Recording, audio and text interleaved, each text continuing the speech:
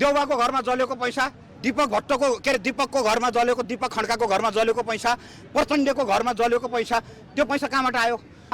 देउबा घरमा आयो, बुढानीखण्डमा आयो। कसरी आयो? हजुरले भन्नुभयो नि उसको त जलेको पैसा।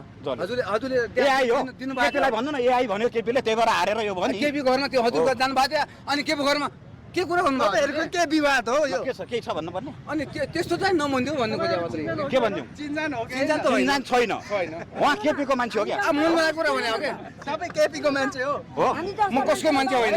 तर चाहिँ सही गर्नु पर्यो। तर यिनीहरू केपीहरू भ्रष्टाचारी होइन, एमाले भ्रष्टाचारी होइन, काङ्ग्रेस भ्रष्टाचारी होइन, कसरी भयो? माओवादी भ्रष्टाचारी होइन। ए तिमी 2-4 जना आएर चोर भने चोर हुन्छ। चोर भ्रष्टाचारी आतंक तस्करी हो। 17,000 मारेको प्रचण्डले, केपीले 76 जना गोली हानेको, तिमी देख्यौ? भागेको हेलिकप्टरमा कति घन्टा देख्यौ? कसले देखेन? देखेन, जनताले देखेन। याद शब्द चाहिँ नपर्यो बन्द गर्नु साथीहरू, ल, शब्द पर्न उहाँलाई पनि थुनेर राख्नुपर्छ। Okay, okay. है, हाम्रो साथीहरूले थुनेर राख्नु। भाग्न आयो नि हान्नु लाग्नु न, हात चाहिँ लाग्नु न। बस्नु त्यहाँ, यहीँ बस्नु। होइन थुनेर राख्नु, थुनेर राख्नु।